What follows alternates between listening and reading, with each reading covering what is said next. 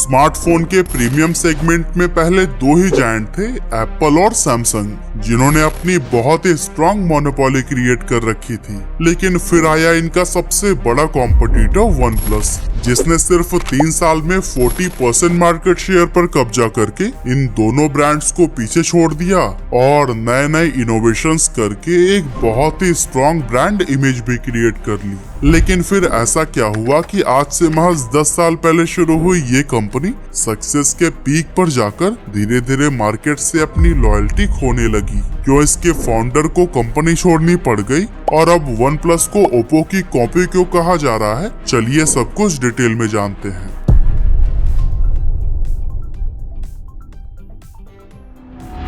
तो दोस्तों, one plus के को फाउंडर कार्ल पाई 2010 में अपनी स्टडी के दौरान ही नोकिया कंपनी में काम करने लगे थे। वहां 3 महीने तक काम करने के बाद उन्होंने कंपनी छोड़ दी और उसके बाद ओप्पो को ज्वाइन कर लिया। उस दौरान उन्होंने बहुत से स्मार्टफोन्स देखे और उनके फीचर्स को समझा, लेकिन किसी भी फोन से उन्हें 100% सेटिस्फेक्शन नहीं मिल पाया। साथ ही उन्होंने ये भी नोटिस किया कि किसी फोन का डिजाइन अच्छा होता है तो वो फीचर्स में मार खा जाता है, और अगर किसी के फीचर्स अच्छे होते हैं तो फिर डिजाइन नहीं। और अगर इक्का दुक्का कोई स्मार्टफोन इन दोनों क्राइटेरिया को थोड़ा बहुत फिल भी कर लेते तो फिर उसकी प्राइस इतनी ज्यादा हाई होती है कि हर कोई इसे अफोर्ड नहीं कर सकता था। और दोस्तों, इसी मार्केट गैप को देखते हुए कार्ल पाई ने एक ऐसा स्मार्टफोन बनाने का सोचा जो डिजाइन और फीचर्स दोनों में ही बेस्ट हो, साथ ही इसकी प्राइस कैटेगरी भी मिड रेंज हो, ताकि मैक्सिमम लोग बजट में भी एक प्रीमियम फोन इस्तेमाल कर सके। अब अपने इन्हीं आइडियाज के साथ कार्ल पाई ने ओप्पो कंपनी को छोड़ दिया और अपने एक दोस्त पेटे लाओ के साथ मिलकर वन प्लस नाम की कंपनी बनाई, जिसका मतलब था कॉम्पिटिटर्स से 1 स्टेप आगे। स्टार्टिंग में उनकी कंपनी में सिर्फ 5 एम्प्लॉइज ही थे और ये सभी एक कैफे में बैठकर प्रोजेक्ट से रिलेटेड बातों पर डिस्कशन किया करते थे। अब कार्ल ने देखा कि इन सभी एम्प्लॉइज के पास ही आईफोन था और इसी वजह से कार्ल पाई ने क्विकली उन मेन रीजंस को समझ लिया कि आखिर लोग एंड्रॉयड को क्यों यूज नहीं करना चाहते। उन्होंने देखा कि ज्यादातर एंड्रॉयड फोन्स की पुअर बिल्ड क्वालिटी, लैगी सॉफ्टवेयर और सिक्योरिटी इश्यूज ने यूजर्स को परेशान कर रखा था और उन्हें वो एक्सपीरियंस नहीं मिल पा रहा था जो कि आईफोन प्रोवाइड कर रहा था। यही वजह है कि ओवर बजट होने के बावजूद भी एप्पल ने अपनी मोनोपोली क्रिएट कर ली थी। लेकिन फिर उनका क्या, जो आईफोन अफोर्ड ही नहीं कर सकते? यही सब रियलाइज करके कार्ल पाई ने एक बेहद स्लीक डिजाइन और सस्ते में आईफोन जैसा ही बेहतरीन यूजर एक्सपीरियंस एंड्रॉयड में दिलाने का सोचा। साथ ही काफी स्ट्रैटेजीज और मार्केट रिसर्च के बाद इन्होंने अपने पूरे मोमेंट को ऑफलाइन के जगह ऑनलाइन रखा, क्योंकि ऑनलाइन में वो मार्केटिंग पर बहुत कम खर्च करके भी तेजी से एक बड़ा यूजर बेस क्रिएट कर सकते थे।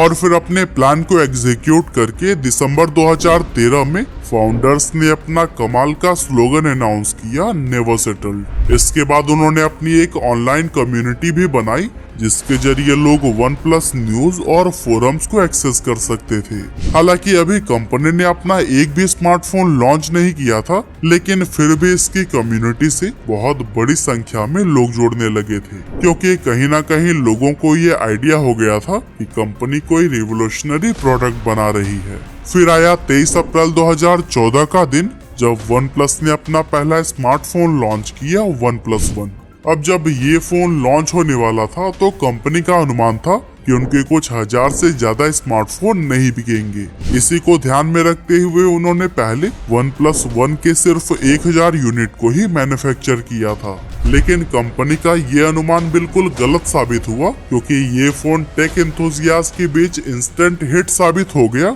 और 1 साल के अंदर ही वन प्लस ने इस फोन की 10 लाख यूनिट्स बेचकर रिकॉर्ड बना दिया। इस रिकॉर्ड को बनाने के लिए वन प्लस ने 2 कमाल के मार्केटिंग कैंपेन्स पर काम किया था, जिसमें पहला था कि आप इस फोन को तभी खरीद सकते हैं जब आपका कोई दोस्त या जानने वाला आपको उसे रेफर करेगा, और दूसरे कैंपेन का नाम था स्मैश द द पास्ट, यानी वन प्लस ने कहा कि आप अपना पुराना फोन तोड़िए और उसका वीडियो बनाकर सोशल मीडिया पर अपलोड करिए, जिसके बदले में हम आपको ब्रांडेड OnePlus 1 नया स्मार्टफोन देंगे, वो भी सिर्फ $1 में। ये कैंपेन इतना ज्यादा वायरल हो गया कि सिर्फ एक हफ्ते में ही 1,40,000 लोगों ने अपना स्मार्टफोन तोड़कर उसका वीडियो सोशल मीडिया पर अपलोड कर दिया और इस तरह से वन प्लस का पहला ही फोन बहुत बड़ा हिट साबित हुआ। अब इतनी बड़ी सक्सेस के बाद वन प्लस ने ओवर कॉन्फिडेंस में आकर तुरंत ही अपने दूसरे स्मार्टफोन को प्लान करना शुरू कर दिया और बेहतरीन यूजर एक्सपीरियंस को प्रोवाइड करना भूलकर एक ऐसी गलती कर दी कि कंपनी की रेपुटेशन खराब होने लगी।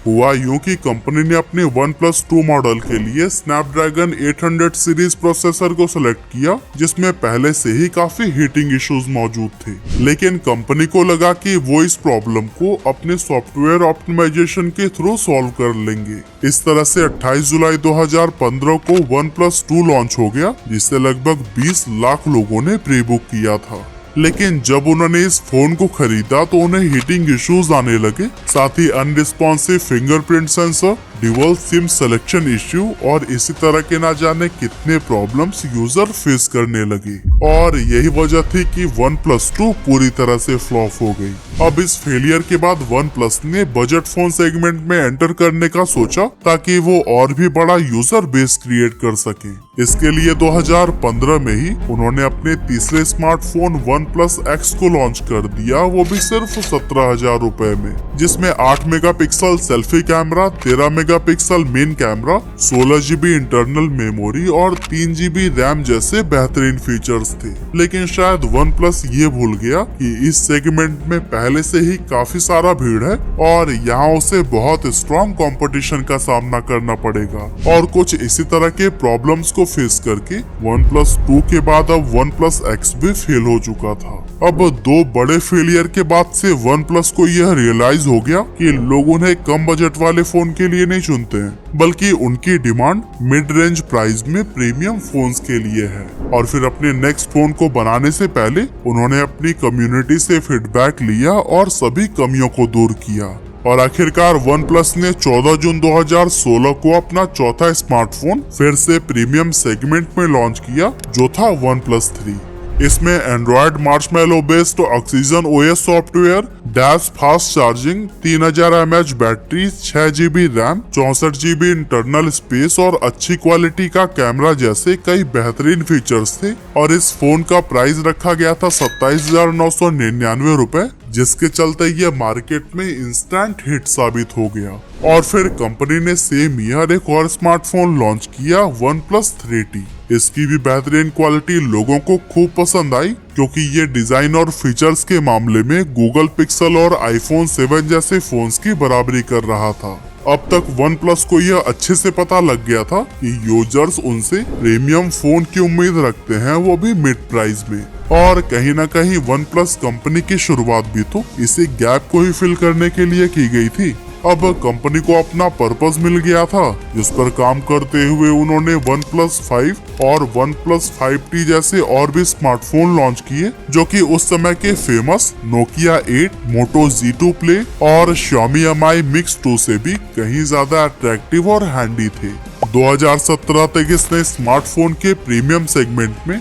40% से भी ज्यादा का मार्केट शेयर अपने कब्जे में ले लिया और महज 3 साल में ही ये कंपनी सीधे एप्पल और सैमसंग जैसे बड़े जायंट्स को भी टक्कर देने लगी थी। अब यहाँ तक तो कंपनी काफी अच्छी परफॉर्म कर रही थी, लेकिन बाकी ब्रांड्स की तरह जब पैंडेमिक के दौरान उनकी सेल्स भी कम होने लगी तो कंपनी ने सोचा कि वे अपना फोन प्रीमियम सेगमेंट में लॉन्च कर रहे हैं, लेकिन पैंडेमिक में लोगों ने अपनी खर्च काफी कम कर दी है, तो क्यों ना सेल्स बढ़ाने के लिए दोबारा से एक बजट फोन लॉन्च किया जाए जिसको मैक्सिमम लोग अफोर्ड कर सके। और दोस्तों, इसे स्ट्रैटेजी के साथ ही 2020 में इन्होंने OnePlus Nord को लॉन्च किया था, जिससे ये कमाई करने में तो कामयाब रहे, लेकिन कंपनी की रेप्यूटेशन पहले जैसी नहीं रही और ना ही लोग इसे अब एप्पल और सैमसंग के कॉम्पिटिटर के रूप में देख रहे थे। इसी साल के एंड में वन प्लस के को फाउंडर कार्ल पाई ने भी कंपनी छोड़ दी, क्योंकि उन्हें लगने लगा था कि स्मार्टफोन मार्केट काफी बोरिंग और इनोवेशन से दूर हो चुकी है। इसीलिए उन्होंने एक बिल्कुल नई कंपनी नथिंग की शुरुआत की, और इस नाम के पीछे का उनका मकसद था कि वो बिल्कुल स्टार्टिंग से इस मार्केट में कुछ ऐसे फंडामेंटल चेंजेस करेंगे जो बाकी कंपनीज इग्नोर कर रही हैं। कार्ल पाई के कंपनी छोड़ने के बाद वन प्लस इनोवेशन से और भी ज्यादा दूर हो गई और अपना लॉयल यूजर बेस खोने लगी, और इस तरह से वन प्लस को नीचे जाते हुए देख इसकी पेरेंट कंपनी BBK इलेक्ट्रॉनिक ने इसे अपनी ही सब्सिडियरी कंपनी ओप्पो के साथ में मर्ज कर दिया, ताकि ये दोनों कंपनीज एक दूसरे के इनोवेशंस को अडॉप्ट कर सके। और फिर इसी साल वन प्लस ने वन प्लस नॉर्ड 2 को लॉन्च किया, जो कि 4 महीने के अंदर ही इंडिया में 3 बार ब्लास्ट कर गया और यूजर्स को काफी चोटें भी आईं। इन ब्लास्ट की तस्वीरें इंटरनेट पर भी खूब वायरल हुई और एक बार फिर लोगों का इस कंपनी से ट्रस्ट हटने लगा। यूजर्स की इस डिसअपॉइंटमेंट का एक और रीजन ये भी था कि वन प्लस अब ओप्पो से मर्ज होने के बाद बिल्कुल उसके जैसी ही होती जा रही थी। दोनों के फीचर्स काफी हद तक सेम हो गए थे, यहाँ तक कि डिजाइन में भी काफी सिमिलरिटीज नजर आ रही थी। और जब कंपनी ने अनाउंस किया कि वो अपने फोन के ऑपरेटिंग सिस्टम को ऑक्सीजन OS की जगह ओप्पो के कलर OS पर शिफ्ट करने जा रहे हैं, तब इस फैसले को भी काफी ट्रोलिंग का सामना करना पड़ा, क्योंकि प्रीमियम प्राइस पे करने के बाद भी अगर उसके बदले में बजट सेगमेंट जैसा प्रोडक्ट मिले तो फिर ये कस्टमर्स को क्यों ही पसंद आएगा। लेकिन दोस्तों यही सब बातें थी जो वन प्लस ब्रांड समझ नहीं पाया और 40% मार्केट शेयर को गंवा सीधे 20% पर आ गिरा। वैसे भले ही आज इस कंपनी ने अपनी रेपुटेशन और ट्रस्ट को काफी हद तक गंवा दिया है, लेकिन अब भी हम ये नहीं कह सकते कि ये कंपनी कम्प्लीटली बर्बादी के कगार पर खड़ी है, क्योंकि अगर ये वापस से अपनी पुरानी वाली स्ट्रैटेजी पर काम करती है, जैसे कम्युनिटी से जोड़ना, उनकी प्रॉब्लम को समझना, नए नए इनोवेशंस करना और अपने सेगमेंट को आइडेंटिफाई करके उसमें पकड़ बनाना, तो नो डाउट वापस से ये अपनी पोजीशनिंग पाने में कामयाब हो सकती है। वैसे वन प्लस को वापसी के लिए क्या करना चाहिए, आप अपना ओपिनियन भी हमें कमेंट में जरूर बताइएगा।